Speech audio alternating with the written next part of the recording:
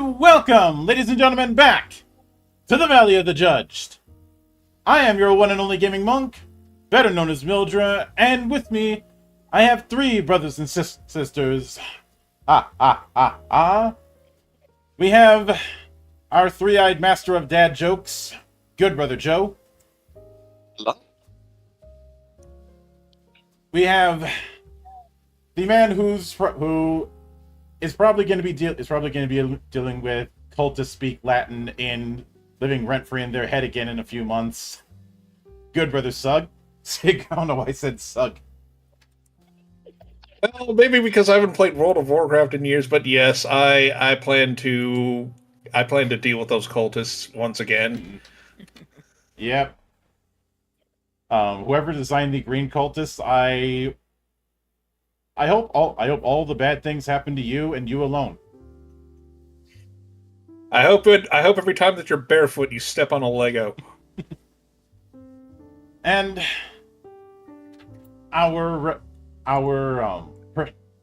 resident grinder of Tartarus, good sister Tabby. Yes, I have grinded Tartarus so many grinded- times that I'm about to go like pass out for the night and actually not grind Tartarus tonight because I'm level 99. Oh, I was about to say, I'm level 99 and only have Orpheus Telos left for Persona to get, which is going to cost me 6 million. worst case scenario, I could mess with you by playing the sound of chains jingling. oh, that's just trolling. Yes. The sound of silence. And the worst part is it's in Persona 4 too, which is the game I finished. Well, okay, so you can do that. I will just cast Armageddon and one shot you. Yeah. But I did that like yesterday. It was great. People had no idea what was going on. So But we are back with after our brief detour with Infinite Revolution, which was certainly an interesting beast. We are back proper with Draw Steel, and this time around the Null, which is, I'd say, the closest that this game will have to a monk equivalent. Monks have had a interesting time of it in the world's most litigious role-playing game. I know they're a fairly popular class in 5e, probably because they're a martial class that has other things to do. But- they stun lock. That's why. But monks have been a thing since AD&D, but the earliest version of monk that I ever played was in Oriental Adventures, which was this weird thief and cleric hybrid. It didn't quite work out. I know some of it was heavily inspired by the Destroyer series of novels, because well, Gygax and Artisan were fans of those books. But the most infamous version of the monk is, of course, the one in 3rd edition. So infamous that version became, aside from being a tier 4 class, was the poster boy for MAD, multiple ability dependency. Which I think we've gone over that in the past. Mm-hmm. Just a bit.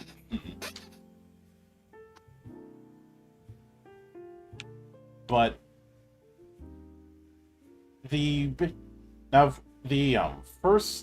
first version was all the way back in Blackmoor, which was a cleric subclass. Oh, hell yes. You needed high whiz. You did not get armor, but you got scaling AC. You did get multiple unarmed attacks and scaling fist damage. At level 16, that fist damage was 4d10. Slow fall, dodging range attacks, charm resistance, quivering paw, a bunch of thief skills, a d4 hit die, and proficiency with all weapons. So basically Ragnarok Online's monk. Um, this would be reincarnated with the Mystic in the Rules Cyclopedia, which I ended up looking at the Japanese version of the Rules Cyclopedia before I looked at the proper one, which I've referenced a few times when it comes to my attitude towards the term JRPG. Have you guys ever seen the Japanese version of the Rules Cyclopedia? I have not. No. I will have to share some of the screens of that with you because it is a very interesting beast, a very different beast. They split the thing into 3 books because it was in a Bunko format. And given how big the original Rules Cyclopedia is, imagine trying to do that in the same page size as a large manga volume. So like an A5? Yeah. Don't ask how I know that.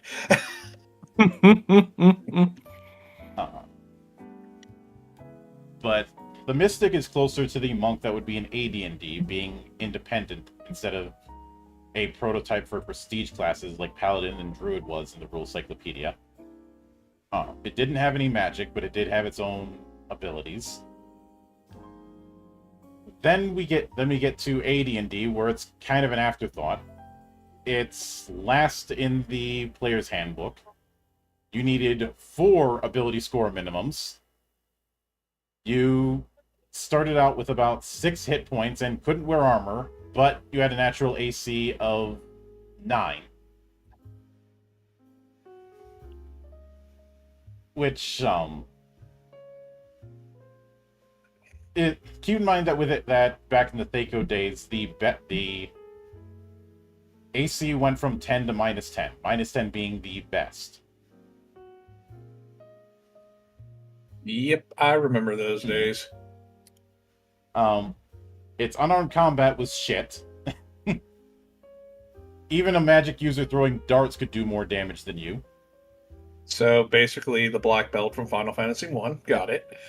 Well, Black Belt from Final Fantasy 1 you could level up and be fine.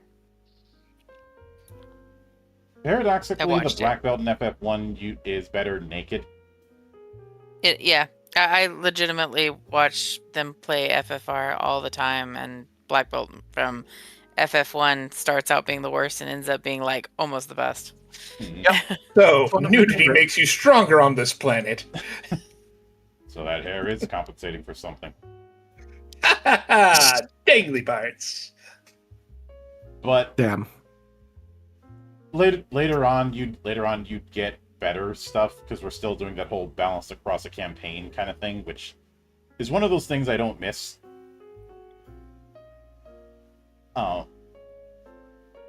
And as a result, at high tiers, your fists were the only D20 damaging weapons in the game. AD&D 2nd Edition turned the monk into a priest kit, first appearing in Spells and Magic, then as well as Fates and Avatars. They didn't get armor. They got a scaling AC bonus.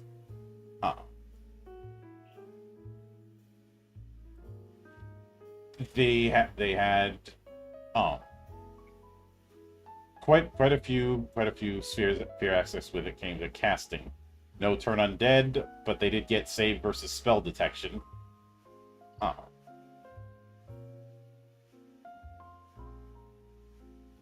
Then, because of the fact that you didn't, you got a lot of useful things, but weren't very offensive. Most people would just stick with the regular priest. You did have the Mystic of Nog in Al Qadim, as well as in the complete Shire's Handbook, which was this warrior wizard hybrid that loses spellcasting to internalize magic energies, kind of like an adept in Shadowrun. Mm-hmm. But as I mentioned, then we have the infamous one in 3rd edition, where for some reason they are not proficient with unarmed strike. Now that's just ridiculous. The argument was That was unarmed always a weird one. Yeah, the argument was unarmed strikes count as natural weapons. And everybody's proficient with natural weapon. But that is kind of hidden. Uh,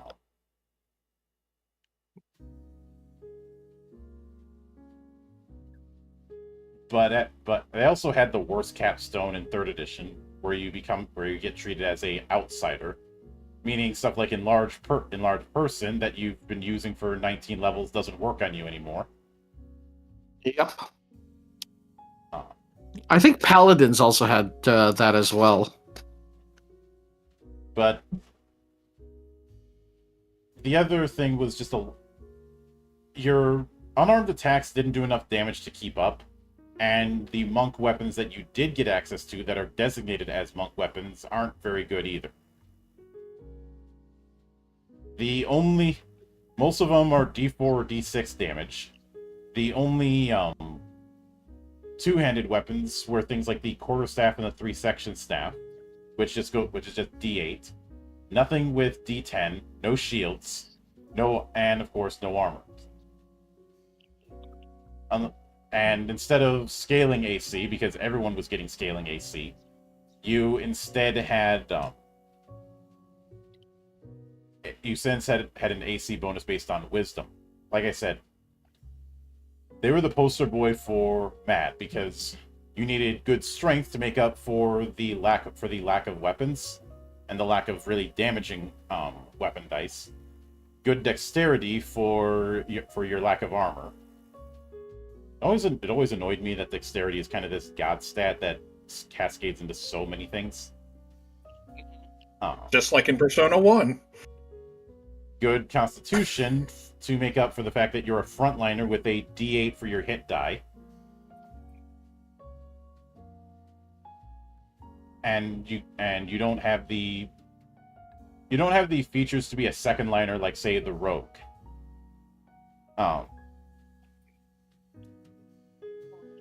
You'd need good wisdom for your lack of armor, even if you get an AC bonus for high wisdom, as well as increasing the difficulty of saves against Quivering Palm.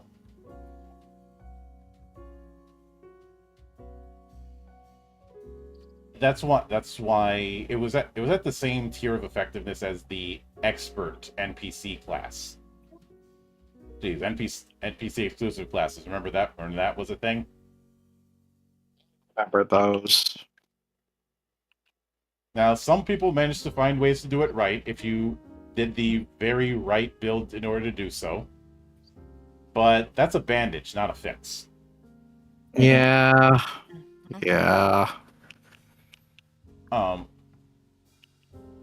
edition had monks as a psionic striker that doesn't use the psionic rules like the rest of the classes, and went full wuxia by being this hypermobile striker that could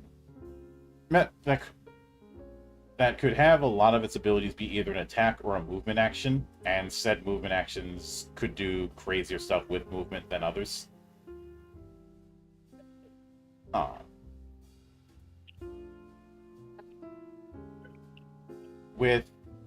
Of course, when it came to 5th, they just let's be honest. 5th edition monk is a pseudo sorcerer.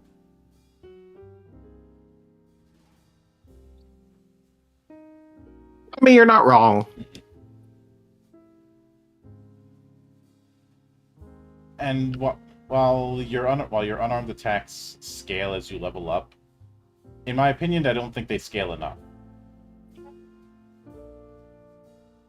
And unlike in 4th, the 5e monk doesn't have their unarmed strikes count as a weapon in their own right.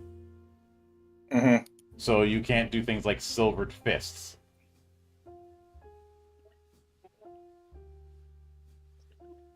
Yeah, you have to homebrew all that. Mm-hmm. And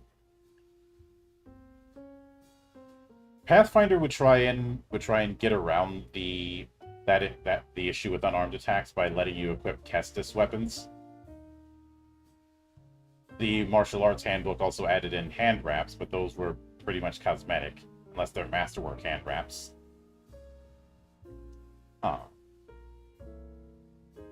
The mad issue in Pathfinder was less of an issue, but still an issue.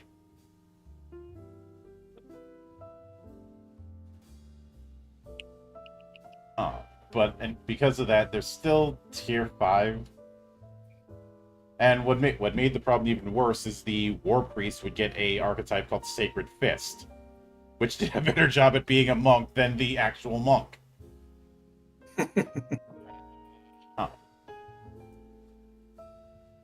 Unchained tried to fix the problem, but the problem is it's not compatible with older archetypes. That was the problem with a lot of the Unchained classes.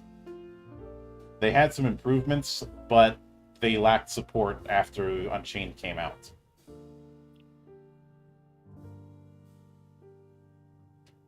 And second edition works a little bit better.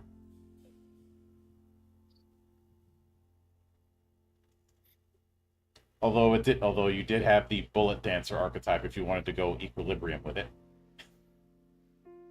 And the Null here is clearly doing that same pseudo-psionic that we saw with the 4th edition monk. Which is fine by me, because I really like the 4th edition monk. But the idea with the Null here is being able to do supernatural feats through discipline. I still question whether he's doing a Shoryuken or he's about to perform the sickest elbow drop on that creature's soul. Yes. Why not both? We probably caught him mid combo. Okay, so no that's how Los that works. Dos. I mean, we've played Tekken. We've seen grapple combos.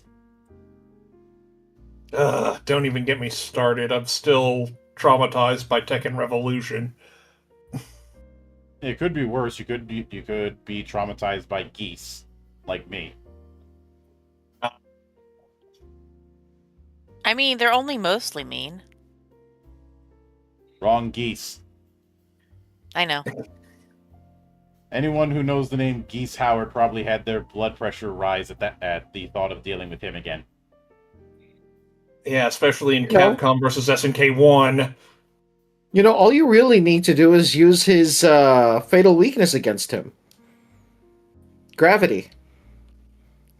Right. I mean, you should be able to throw breadcrumbs in the game, specifically against geese.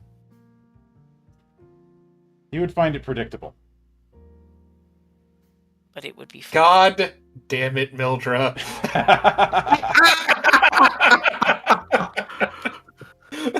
But Usually I'm getting the goddammits. Dang. I've gotten a few. But anyways, Nulls start with an agility of 2 and an intuition of 2, and then choose one of the 3 spreads provided for the remaining characteristics. Your potencies are based on intuition. You start out with 21 stamina, get 9 stamina at 2nd level and after, and have 8 recoveries. You get the psionic skill and 2 skills from the interpersonal or lore skill groups.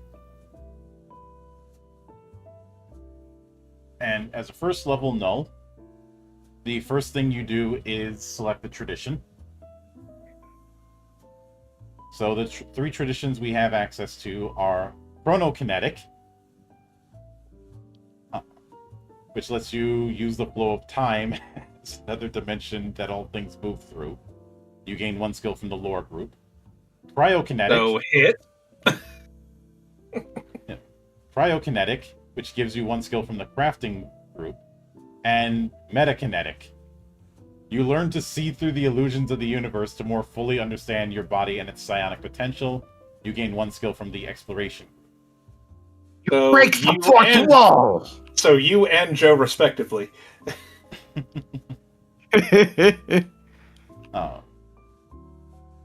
Your heroic resource is discipline,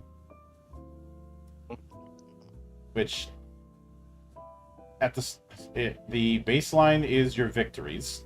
At the start of each turn, you gain 2 discipline. The first time each combat round that an enemy in the area of your null field ability, we'll get to that in a minute, uses the main action, you gain 1 discipline. The first time each combat round that the director uses an ability that costs malice, we won't get to what malice is until much later in this series, you gain 1 discipline, and you lose any leftover discipline at the end of the encounter. Now, Null Field is one of your primary maneuvers. It has a 1 square aura. Each target in that aura reduces their potencies by 1. Once as a free maneuver during each of your turns, you can spend 1 discipline and give your Null Field 1 additional effect. Either Gravitic Disruption, the first time on a turn that a target takes damage, you can slide them up to 2 squares. Inertial Anchor, any target who starts their turn in the area can't shift. Or Synaptic Break.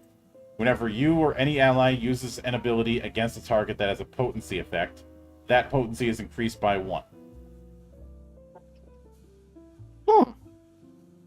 This ability remains active even after an encounter ends. It ends only if you are dying or willingly end it. I can see Inertial Anchor getting used to really screw over those damn kobolds that kept hitting shifting.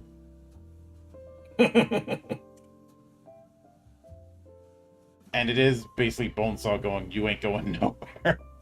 I can't do a Macho Man. No, you ain't going nowhere.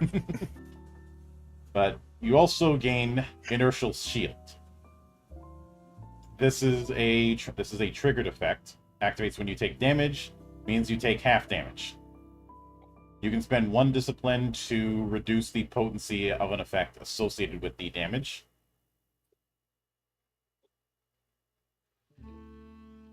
And I like that. You also gain Discipline Mastery. This is much like last time. This is a sliding benefit based on how much discipline you've accumulated, and what you get out of it depends on your choice of subclass, essentially. Some of these are capped to certain levels. So with Chronokinetic Mastery, whenever you use Inertial Shield, you can disengage as a free triggered action. Additionally, as your discipline grows, your psionic mastery of your body intensifies, granting the Chronokinetic Mastery table effects. These benefits are cumulative. So at 2, whenever you use Knockback, or you can use Disengage as a free triggered action before or after the maneuver. Jesus. So you can disengage and then the knockback hits. That's some Akuma shit. Yes, it is. At 4 discipline, the first time on a turn that you willingly move 1 or more squares, you gain a surge. At 6, you gain an edge on grab and knockback. At 8, and unlocked at 4th level, the first time on a turn you would move as part of an ability, you gain 2 surges. At 10, you have a double edge on grab and knockback. And at 12, whenever you force move a target, the forced movement distance gains a bonus equal to your intuition. Additionally, whenever you use a heroic ability, gain 10 temp stamina.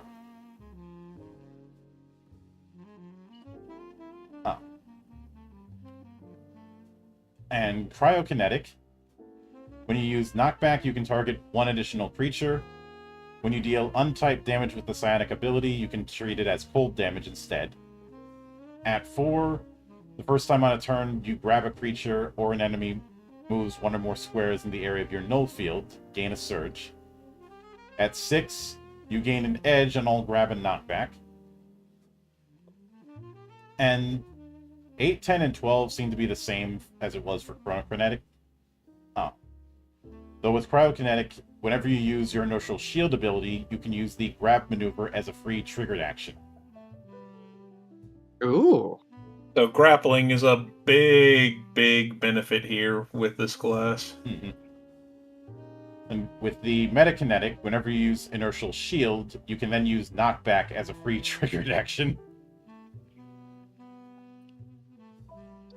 which I can't help but look at Metakinetic's use of Inertial Shield as akin to Force Repulse from the Force Unleashed. But at 2, whenever you use Knockback, the Force movement gains a bonus equal to Intuition. At 4, the first time in a combat round you take damage or are Force moved, gain 1 Surge, even if you resist. At 6, gain an edge on Grab and Knockback.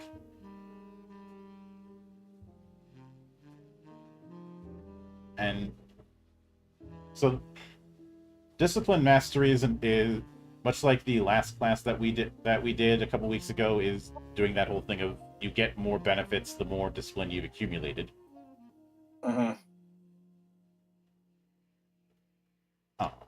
But then Null Speed, you gain a bonus to speed and the number of squares you can shift to when taking the disengage action equal to your agility score.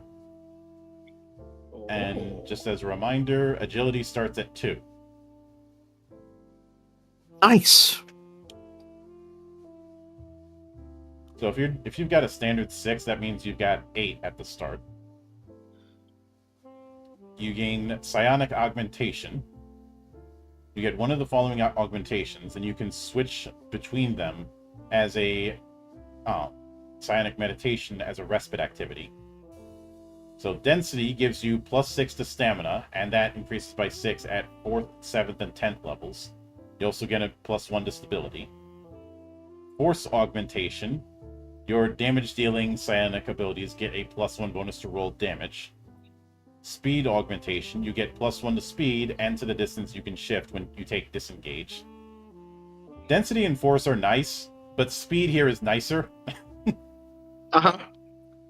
Because you take Speed Augmentation, you're starting with, and let's assume that you're doing 6 squares of speed. You're starting with 9. Yep. I do like the density augmentation because you could basically make this class into a viable tank as well. Mm-hmm. And you're not going to be as good as a tank as, say, the Sensor, but you can be a decent off tank. Yep. Yeah, I don't As know well as about a you, glass but cannon. I generally don't do about 10 squares of or I don't do 10 squares of speed. It just kind of messes with me. Then we have the Psionic Martial Arts. Whenever you use Knockback or Grab, you use Intuition instead of Might for the power roll and for determining if you can knock target creatures larger than you. Additionally, whenever you use Knockback, you can choose to slide the target instead of pushing them. And then we have your Null abilities, which is gonna be your actions for the rest of the class. So of course, like always, you're choosing 2 signature abilities that are your at-wills. It recommends Faster Than the Eye and Inertial Step. Instead of Flurry of Blows, we have Dance of Blows. Basically your 100 crack fist. Which lets you deal damage and then slide them. Faster Than the Eye deals damage and damage equal to your agility score to 1 creature adjacent to you. Inertial Step deals damage, and you can shift up to half your speed before or after you make it.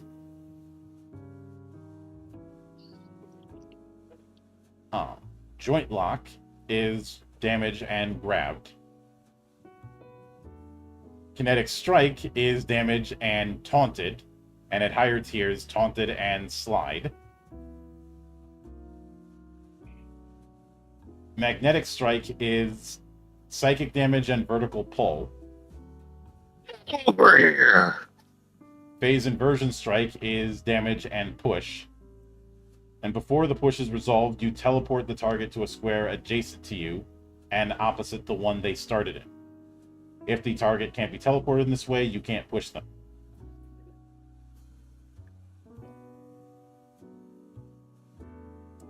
There's your get over here. I think it was more of a Dragon Ball Z teleport.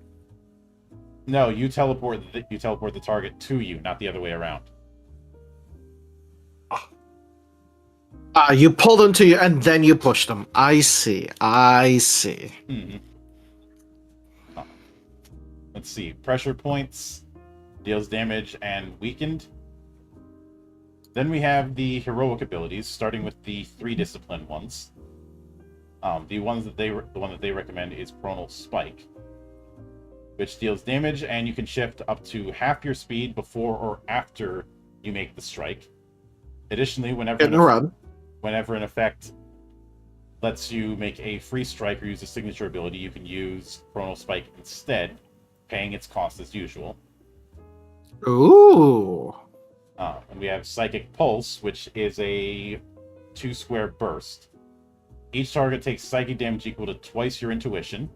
Until the start of your next turn, the size of your Null Field ability increases by 1. At the end of the current turn, each enemy in the area of your Null Field takes psychic damage equal to intuition. Relentless Nemesis sounds just nasty. Let's see. Deals damage. Until the start of your next turn, whenever the target moves or is forced to move, you can use a free triggered action to shift up to your speed. You must end this shift adjacent to the target. It's basically a stop hitting yourself. Stop hitting yourself. Oh, wait, where are you going? Stop hitting yourself. Then Stunning Blow, which deals damage and inflicts dazed and slowed. Also, I forgot to mention Magnetic Strike is a melee 2 instead of 1. Which explains the vertical pull. Yep. But then we have the 5 discipline abilities. The one that they recommend is A Squad Unto Myself. But we have Arcane Disruptor, which deals psychic damage and weakened. And while weakened this way, the target takes damage equal to your intuition score whenever they use a supernatural ability that costs malice. Nice. We have Impart. I was about to say, I think we found the 1-inch punch. Yep. Let's see. Impart Force. Just pushes. And an object you target must be your size or smaller. You gain an edge on this ability. And for each square you push the target, they take 1 psychic damage. Then we have 1-inch punch. Yep. Phase Strike, 5 discipline, deals psychic damage and inflicts target goes out of phase. A target who goes out of phase is slowed and has their stability reduced by 2 and can't obtain a tier 3 outcome on ability rolls. So this is the punching the soul out of them. Yes. You know, the I will hit. I can't believe I'm gonna make a Spoony joke because I don't like him, but I will punch you in the fucking soul. Spoony was fine at one point. Then he kind of, well, Yeah. I hope he's doing good. That's all I gotta say. Yeah. But then we have A Squad Unto Myself, which deals damage, and you can take the disengage move action as a free maneuver before or after you use this ability. So it's agility from Pokemon, or at least the Pokemon anime. Are there 2 or 20? Yep. Agility or double team? Yes. This is the good old after image effect we've seen in so many fighting games and martial arts anime. But this one also like deals damage in an AoE, so. Oh yeah, yep. Actually, I just realized what this is then. This is Tensa Zangetsu.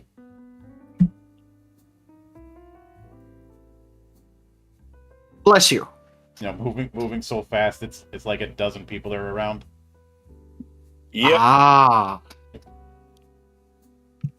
But then at second level, you gain a perk. It can be an exploration, interpersonal, or intrigue perk. You gain a tradition feature based on your subclass. Chronokinetic gets rapid processing. As a maneuver, you can read an entire book or process a similar amount of information. And during any respite, you can take an additional respite activity. And imagine someone getting a copy of statute regulating. Said, "Here, read this for a few hours." Then they come back 5 minutes later, done.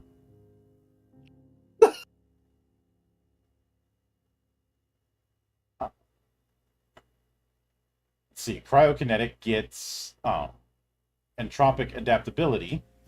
You have cold immunity equal to twice your intuition score, and you ignore difficult terrain related to cold and ice, and you can automatically climb at full speed while moving.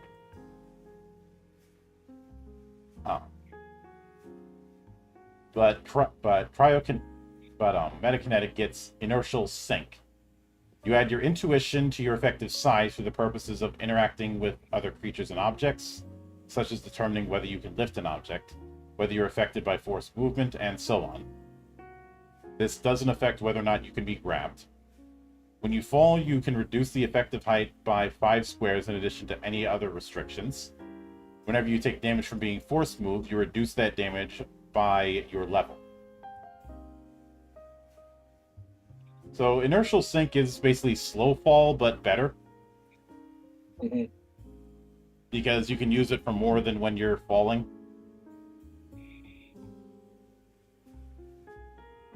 But you also get a tradition ability. Chronokinetics can get either Blur or Force Redirected, both costing 5 discipline.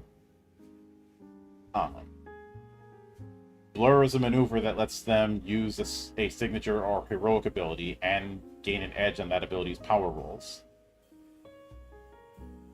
Force Redirected deals damage with a range of melee 3 and slides. Whereas cryokinetics gain either entropic field, which is a 3 square cube within 1, and inflicts cold damage and slowed, or heat sink, which is a self maneuver. Until the start of your next turn, the size of your null field ability increases by 1, and you and any ally benefit from concealment while in the area. At the end of this turn, each enemy in the area takes cold damage equal to your intuition.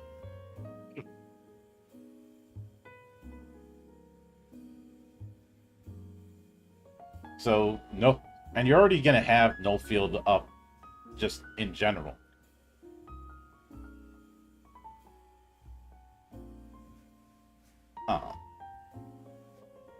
But metakinetics can get either Gravitic Strike, which takes 5 discipline, deals psychic damage, and does a vertical pull, or... Now this is the get over here move.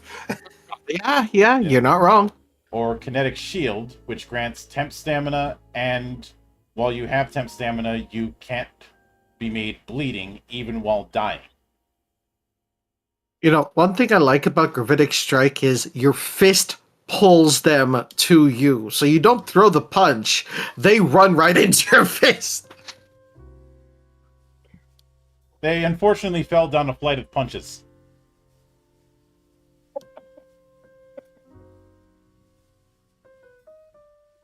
But then at 3rd level, we get Psionic Leap. Remember the wisdom of Taekwon Leap. Boot to the head. Ah, yes. But you can long jump and high jump a distance equal to twice your agility without needing to take a test.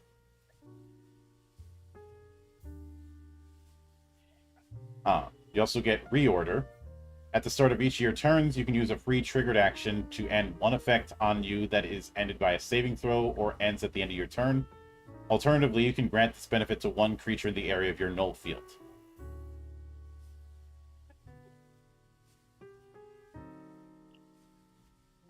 So there's your debuff clearance.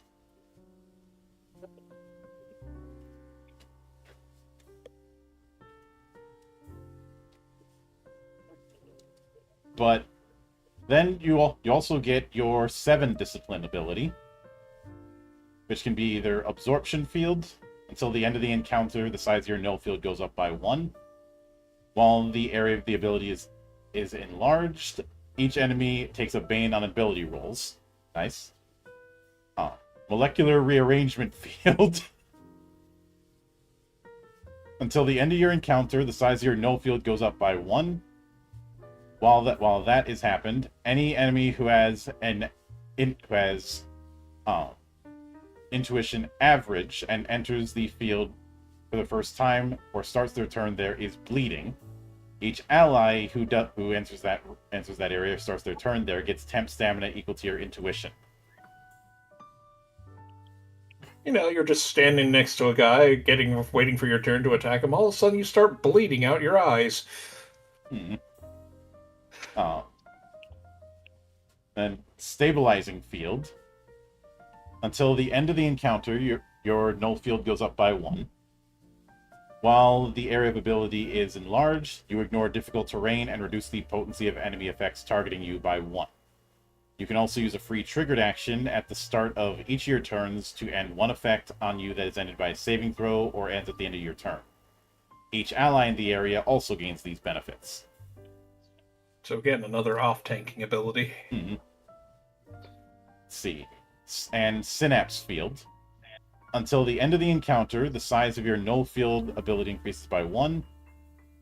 Whenever an enemy within the area takes rolled damage, they take extra psychic damage equal to twice your intuition.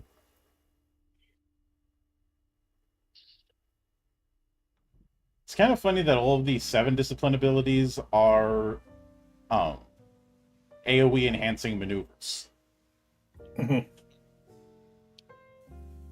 But at 4th level, your agility and intuition go up to 3. You get the 8 discipline effect from Discipline Mastery. And your null field is enhanced. You disrupt magic and psionic powers.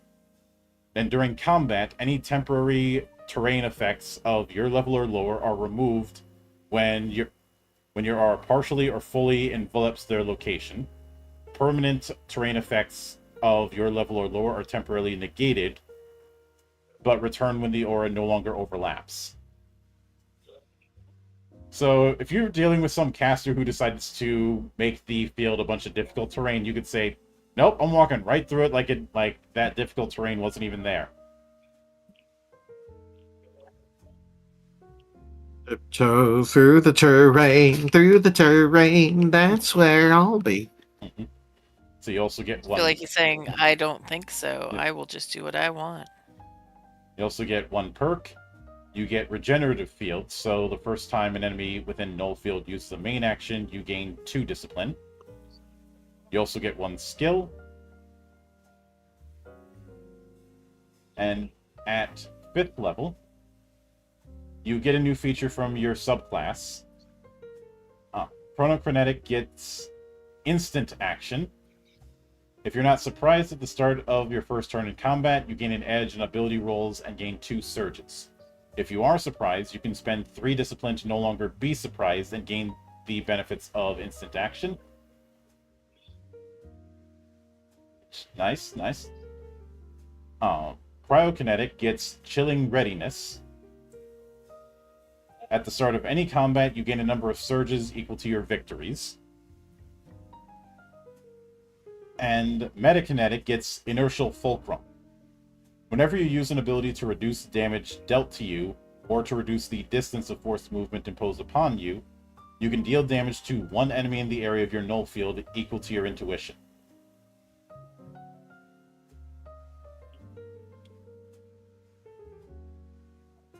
So, Metakinetic is really feeling like turning Null into an off tank. And I'm here for it. But you also get the 9 discipline ability, which can be either Anticipating Strike, which deals damage, inflicts restrained, and resolves before the triggering movement, because it triggers whenever the target moves or uses a main action. Iron Grip deals damage and inflicts grabbed. While grabbed this way, the target takes a bane on the escape grab maneuver. Each time they take that maneuver, they take damage equal to twice your agility score. So Iron Grip is aptly named, and also a hug. Let's see. Phase Leap is a move action. You jump up to your speed without provoking AOO. At the end of your next turn, a static afterimage of you remains in the space you left, and any enemy adjacent to your afterimage takes a bane on ability rolls. You can use your abilities from your own space or from the space of the afterimage as if you were still there. Additionally, if Null Field is active, your afterimage projects the aura from that ability, which you control as if you were in the afterimage's space. What the fuck? So basically, you could use it in 2 places at once. Yeah. Jeez.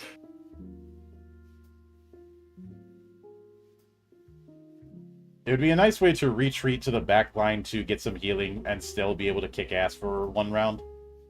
Mm-hmm. Also, for whatever reason, it reminds me of Tracer's Rewind. Ever get that feeling of deja vu? We also have Synaptic Reset. Each target within a 3-square burst can end any conditions or effects on themselves and gain 5 temp stamina for each condition or effect removed. So, chakra. Mm-hmm. Yep. But at 6th level, you get Elemental Absorption. Whenever you use Inertial Shield, you gain immunity to acid, cold, corruption, fire, lightning, poison, and sonic damage equal to your intuition against the triggering damage. As well as Elemental Buffer. Whenever you reduce those same elemental effects with damage immunity, you gain 2 surges that can be used only to increase the damage of your next strike. Absorb that power to make your next hit even harder. You also get 1 Exploration, Interpersonal, or Intrigue perk. You also get one of 2 potential Tradition abilities. Chronokinetic gets either Interphase or Phase Step, both costing 9 discipline. Interphase, you can use up to 3 signature abilities, each of which gains an edge. And Phase Step, you can shift up to your speed, and squares occupied by enemies or objects are not difficult terrain for this shift. You make 1 power roll that targets each enemy you move through during this shift, which deals damage and inflicts daze, though it's using might, which is odd. Most of the potency effects are using agility or intuition, so I don't know why that's using might. I don't know if that's a typo or something. Since with the classes we've seen so far, if it's using some sort of potency, it's going to be using the same ability or pair of abilities throughout the class. This is the first one that's using might.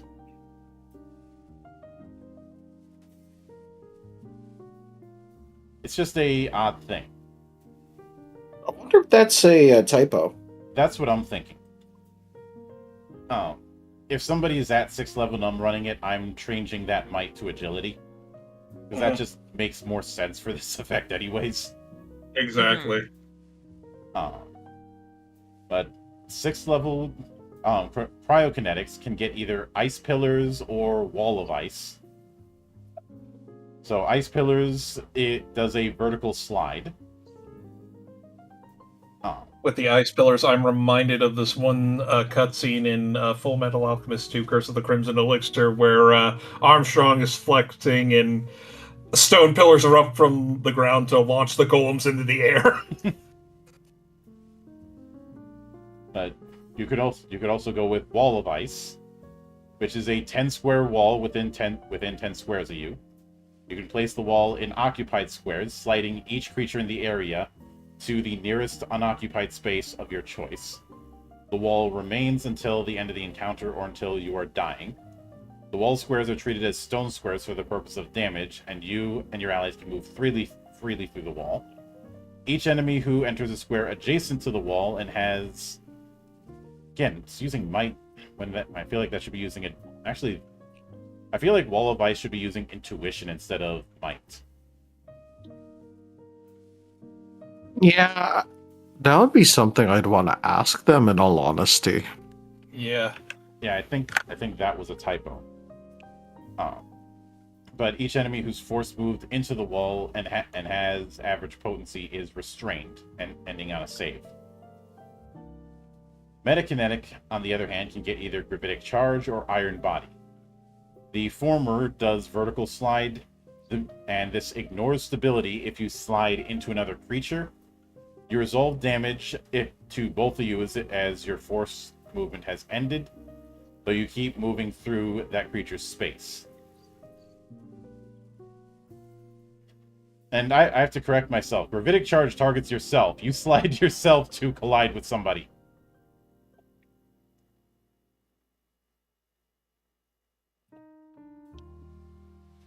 So it's like E Honda with his like telekinetic torpedo move. Mm-hmm. But Iron Body targets self. You gain 20 temp stamina. In addition, until the end of the encounter, your stability gains a bonus equal to intuition.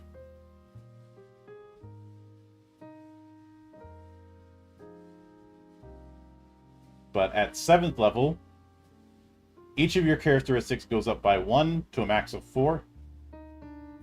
Your Discipline Mastery gets the 10 Discipline benefit. You also get Psi Boost.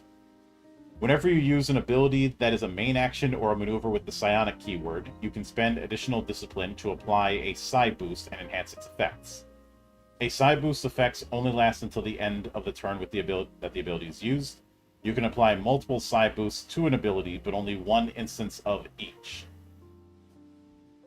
And all but 3 of them cost 1 Discipline. One of them costs 3, and 2 of them cost 5. So we have Dynamic Power. If on a force move, the force movement distance is increased based on intuition. Expanded Power. If it targets an area, you increase the size of the area by 1.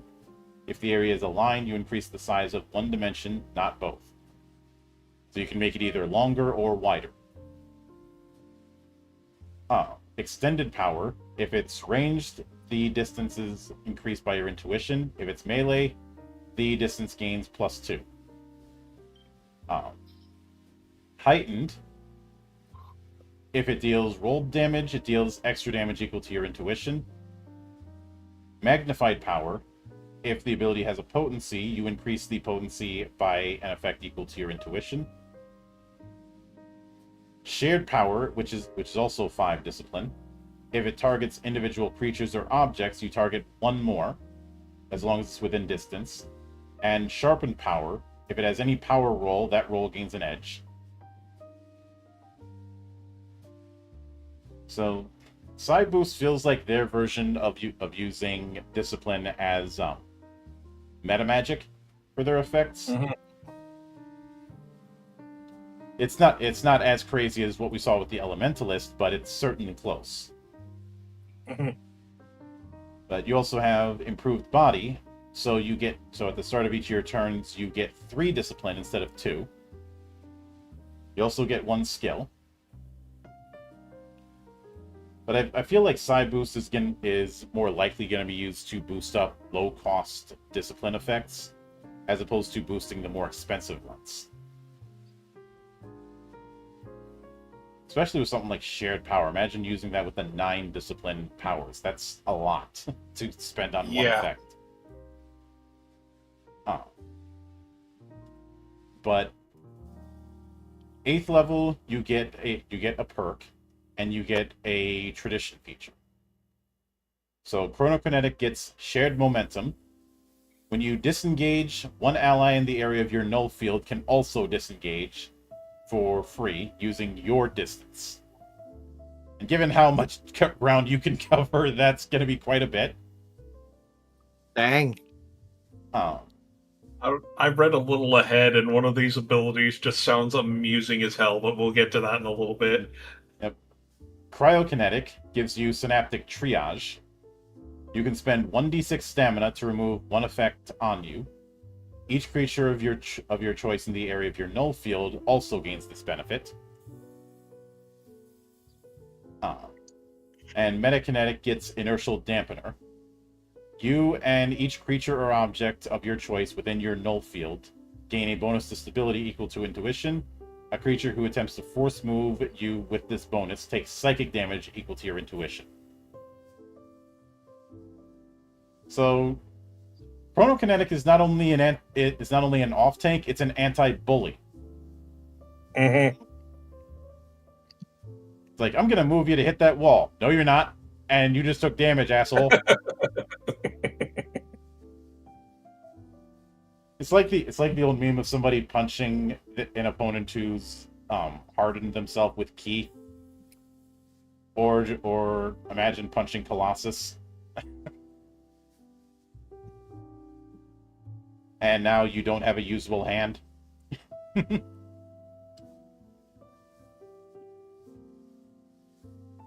Well, unless you're Juggernaut, in which case, well, it's Juggernaut. Yes, the Juggernaut, bitch! But at 8th level, you also gain a 11 discipline ability. So we have Arcane Purge, which deals damage and the target is suppressed. While suppressed, they take psychic damage equal to twice your intuition at the start of their turns, whether they have a supernatural ability or if they use an ability that costs malice. So it's not only dot damage, but it's also dot and poison. Mm-hmm. But we have Phase Hurl. You throw your Which is phase amusing as hell. You throw your foe out of phase with this manifold, causing them to arm other enemies as they return. Deals damage and push and dazed. The target and each creature or object they collide with from this force movement takes psychic damage equal to the total number of squares they were force moved. While the target is dazed this way, they see glimpses of creatures from other parts of the timescape. I can't help but visualize the Ancient One from Doctor Strange. No. Palming you so hard you see the universe. Yes. Let's see, we have Scalar Assault, which deals psychic damage and push, but it's in a 3 cube within 1. You warp reality to grow a limb for just a moment and make a single devastating attack. I am envisioning that you are doing the pimp slap from nowhere. Mm-hmm. Because it's funny. And then there's Synaptic Anchor. Target self, it is a trigger action. Activates when the target takes damage from another creature's ability while in your null field. The target takes half damage, and if the triggering creature has intuition average, they are dazed. While the triggering creature is dazed this way, they take psychic damage equal to your intuition score whenever they use a main action.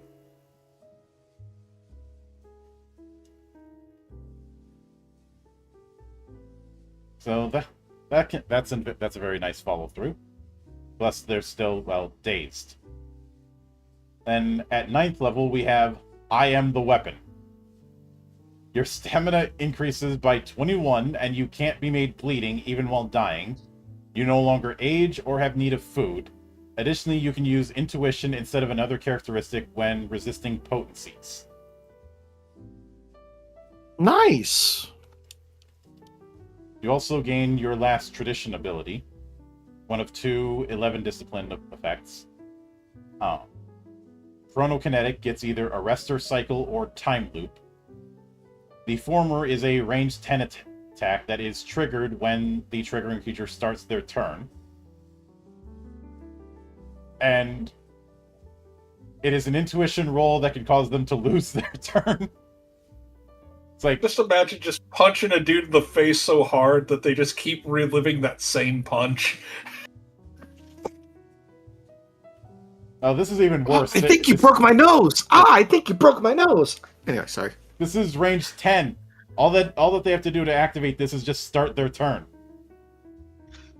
Yeah. Yeah. Mhm. If the target loses their turn, the round continues as if they had acted.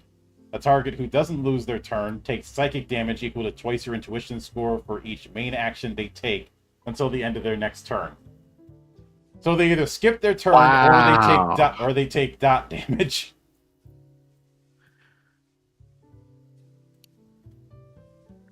That's hilarious. Yeah. Or we have time loop. It targets yourself, is triggered when another creature on the encounter map ends their turn. You take a bonus turn immediately after the triggering creature, only once per combat round. Let's do the time warp again.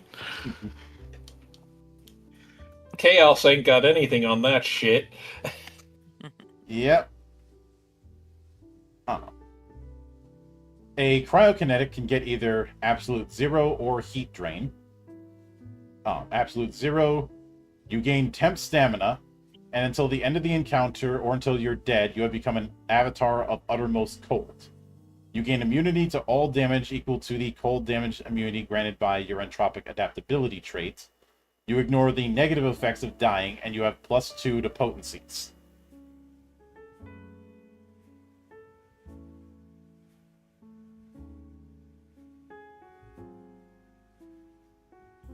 Jeez, even cryokinetic can do a bit of tanky. You also get heat drain. Deals cold damage and restrained. While restrained this way, the target takes cold damage equal to your intuition score at the start of each of your turns. Additionally, whenever the target damages another creature while restrained this way, any potency associated with the damage is reduced by 2. Goodness. So, That's preparation for a fatality right there. mhm, Mhm. pretty much. And a metakinetic gets either inertial absorption or realitas. The former is a self-targeting effect that is a triggered action. Triggers when another creature damages you using an ability. You take half damage, negate any effects associated with the damage for you, and gain 3 surges. Wow. Or realitas, which deals psychic damage and dazed. While dazed this way, the target takes psychic damage equal to twice your intuition score at the start of each of your turns. If this ability causes a creature who is not a leader or solo creature to become winded, they are instead reduced to 0 stamina. Any creature reduced to 0 stamina by this ability is forgotten by all creatures of your level or lower in the timescape who are not present in the encounter. Loved ones of the forgotten creature retain a feigned sense of melancholy. This effect can be reversed only at the director's discretion. You kick their ass so hard, everyone forgets them. Forget 2?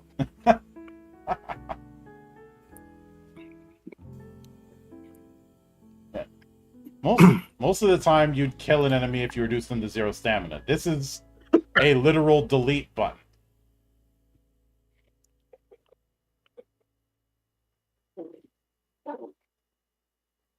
They're not only... But only if they're not a leader or a solo creature. Yeah. Mm-hmm. So the Mook got his ass kicked so hard that everyone forgot they existed. Like, wait, what were we talking to again? Don't worry about it. At 10th level, your agility and intuition go up to 5. Your discipline mastery grants the 12 discipline effect. You also get manifold body. When you gain discipline, you gain 4 discipline at the start of each turn instead of 3. And you gain Manifold Resonance. Your body becomes perfected matter, beyond the whims and chaos of the timescape and the restrictions of the manifolds. Each time you finish a respite, you can shift yourself and any creatures in the area of your null field ability to any location in the timescape known to you, known to any other creature in the area, or where any supernatural treasure in the area has been before. Whenever you use an ability, you gain 1 discipline that can be used only to apply a benefit from your Psi Boost feature to that ability. Additionally, you and allies with it in the area of your null field ignore Banes and double Banes to your power rolls. So it's an enhanced freaking instant transmission. Mm-hmm. Instant transmission and also a free use of Psi Boost.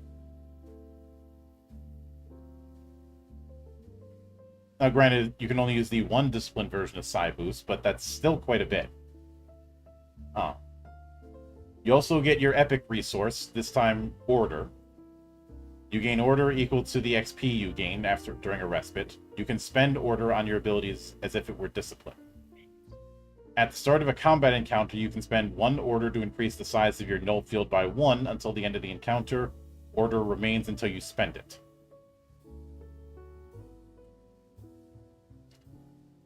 I'd imagine that can stack with a lot of the abilities we saw that can temporarily boost your null field. This just lets you spend 1 of them so that your null field is now minimum 2 for the rest of that fight, and could further be boosted to 3. Mm. You also get 1 exploration, interpersonal, or intrigue perk, and 1 skill. I'm just gonna put this out there right now. I call dibs on the null. That's fine with me. Fair I've got enough. other Fair bosses enough. That's I fine can- with me. I'd either I be do a really sniper like the or a meta. Fury. But when it comes to the null tradition, cryokinetic is somebody at the development team wanted to be Sub-Zero. I'm calling it now. Nothing wrong with that. Oh. It would be tempting to say that chronokinetic is trying to be Zawoldo, but no, it's worse. Well, not worse as in bad, but worse as in more offensive than the time bullshit in JoJo. But I think one of the things I really take is the fact that this is a frontliner that very much feels like it can hold its own as a frontliner. And some of the monks that we saw, there were frontliners who also had low HP for some reason. Depending on your build, you can have a pretty good amount of HP.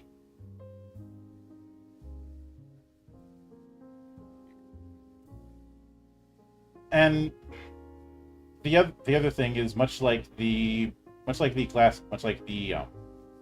Fury, it is using discipline as a kind of gradual super, where you have an incentive to want to hold on to as much discipline as you can before you start going nuts.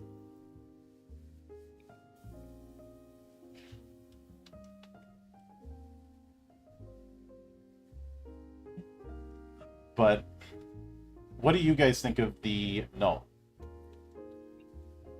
It's like it. ridiculous, and I love it. Of the three traditions, which would you say is the most ridiculous? As far as tanking ability, I would definitely say Metakinetic. As far as just sheer insanity, I would say Chronokinetic. Mhm. And I really who like doesn't want to be Sub-Zero? Yeah, proper Sub-Zero, not this ice weapon Sub-Zero that nobody asked for that we've seen in the last few NetherRealm games. Yeah. I'll never understand why they just decided to give everyone random weapons in Mortal Kombat. there's a lot of things that have happened with NRS that make no damn sense. That's why a few years ago when we were doing Geek Watch, I dedicated a whole episode to NetherRealm Studios and how they should be better than they are, but they continue to find ways to frustrate me. Mostly because of a consistency problem. Like, they feel the need to just reinvent everything with each game. Up to and including the voice actors. We've had several characters in Mortal Kombat who have not had the same voice actor for more than one game. If it ain't broke, don't fix it. But there's also the fact that between games, some characters can have radically different movesets, which is not something you see in fighting games.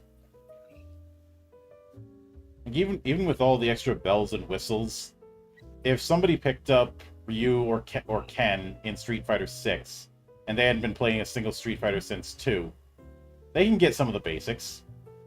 They'll have a bit of an adjustment, but quarter circle forward punch is still going to be eternal. The Shoryuken chart is still going to be a thing with Ken. Like, there might have been some changes, but the core hasn't changed that much. Exactly. Mm-hmm.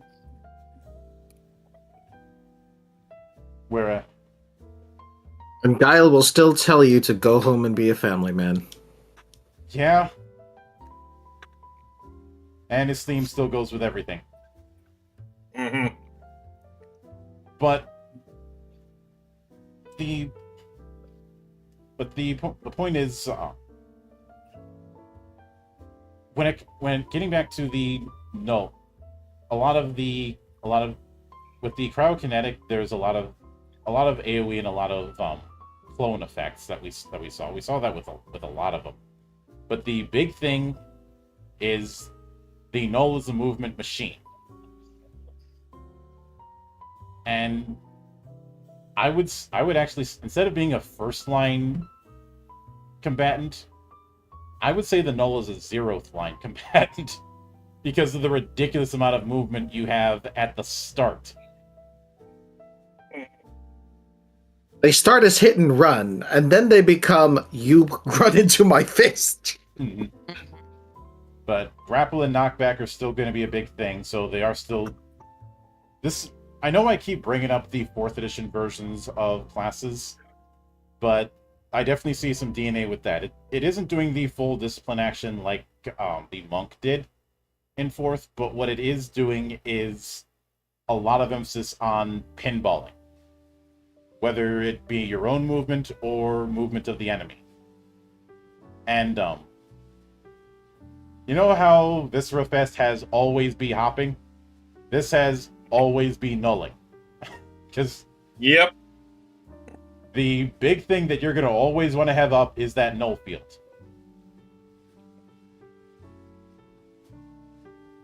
So much of your... I really do like what they did. Yeah, so much of your fighting style is going to be dependent on that. Mm-hmm. That and I think one of the big reasons that this thing is kind of a frontline off tank is the combination of null field and inertial shield.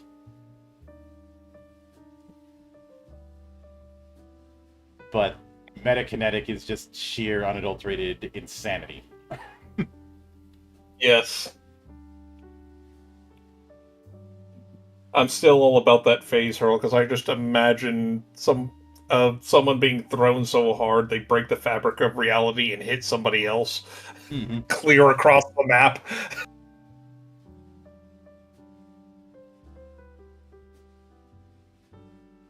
Oh yeah, and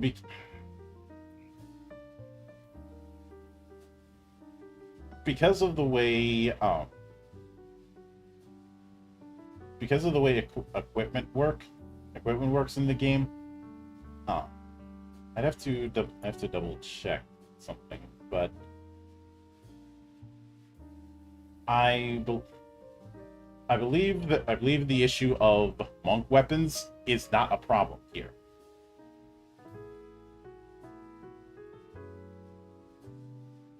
And the big reason why I say that, let me go back and check something, is the fact that as part of character creation, you pick a kit.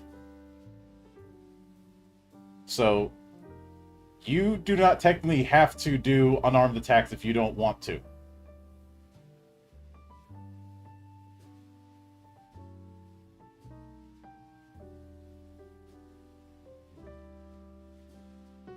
So if you wanted to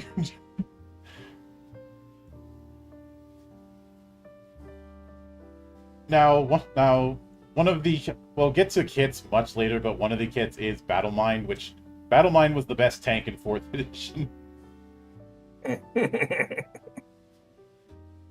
I just wonder if at your table you would allow me to use Phase Hurl to throw an axe just clear across the map. Probably. Just. Like, hey, what is that guy doing? And off with his head. But because of that, there is the potential that someone could use ranged attacks as their kit. Now they wouldn't be as good at it as some others, because a lot of their attacks are going to be melee 1, but they could certainly do it. Yeah.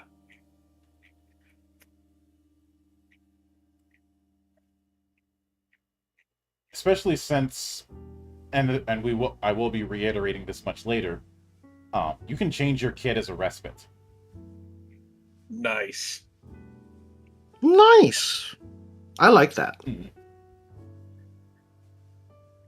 You can change your kit as a respite. Some kits give you a bonus to speed, as if you didn't have enough bonus speed as is. It's not fast enough.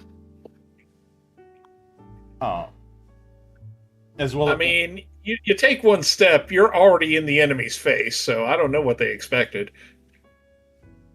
Yeah, I think there isn't something that you can like convert any speed that you don't use in a round into damage. I think so, which means that extra speed isn't wasted if you're spending long time in melee.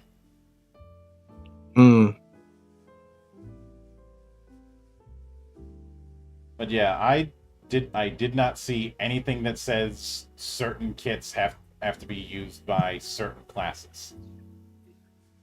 Fair enough. Which is now if I ended up skipping something, I will take that L. But I didn't see anything that would hint that.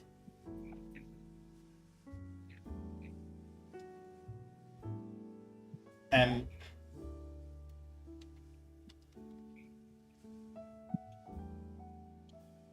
I want to check something before we wrap up, just so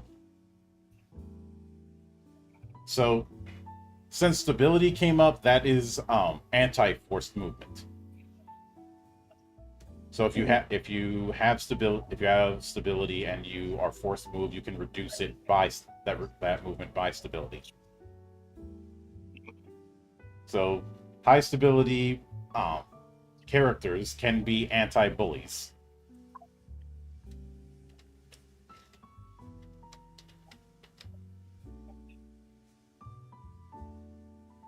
And when it comes to vertical slides, one might think, oh, it just moves them straight up. No, the vertical part is in addition to the horizontal movement. Yes.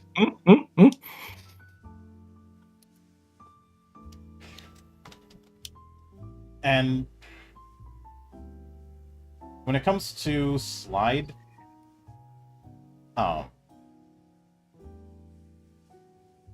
the main thing with slide is that force movement can be any direction instead of just one.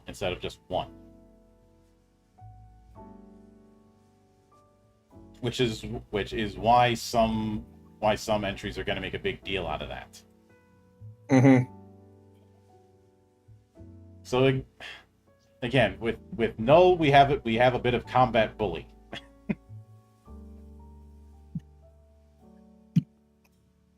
Just a little. Just a little. But they don't call the Null the monk, but let's call a spade here. Yes. Now that being said, the class entry that we have for next Friday is going to be one that depend that on for whatever reason a lot of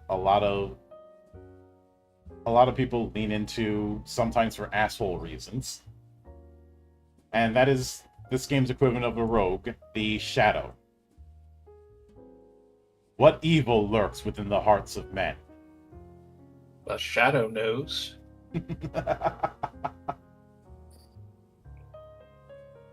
Which, And I'll hit them with the Shadow Fist. in preparation, I may go back and rewatch that movie.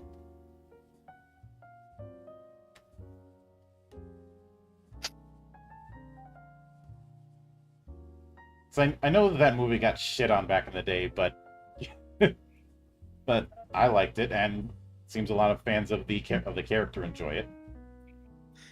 I Pretty don't good. even remember that much of it, if I'm being honest. I do think it's a bit on the nose that our Shadow representative here has bat ears.